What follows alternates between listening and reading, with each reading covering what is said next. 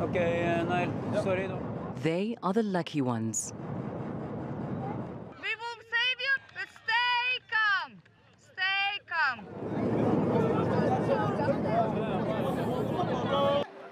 For others, the journey ends in death.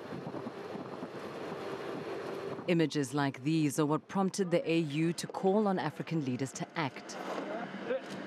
Nkosazana Dlamini-Zuma addressed the issue back in June. The tragedy of thousands of Africans undertaking perilous journeys across the seas, looking for greener pastures,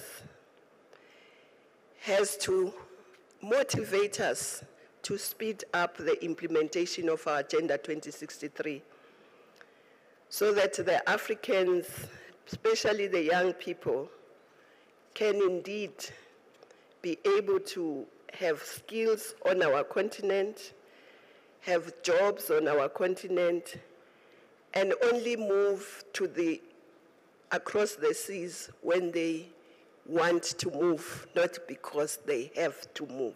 Now that was 3 months ago, and little has changed. In fact, the number of refugees crossing the Mediterranean has instead increased, peaking at a record 130,000 just for the month of August. And while the large majority of migrants and refugees in this crisis are from Syria and Afghanistan, arrivals to Italy are almost exclusively from sub-Saharan Africa, with migrants originating primarily from Eritrea, Nigeria and Somalia. And more than half of the deaths at sea are African. So a plan of action is needed rather than just a promise. And while European leaders hold emergency meetings on the refugee crisis, migration experts are calling on Africa to act. Unfortunately, so far we haven't had much since that AU summit. What we need, certainly from the African Union and the African governments, is leadership. Leadership that ensures that we do not see these tragedies that are befalling Africans who are trying to migrate to Europe.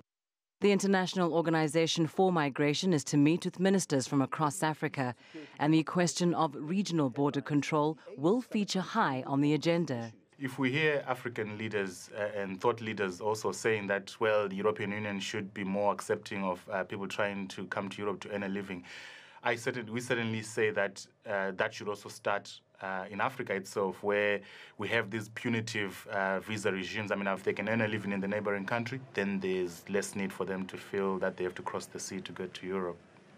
3 months ago, Dlamini-Zuma warned of catastrophe should Africa fail to act.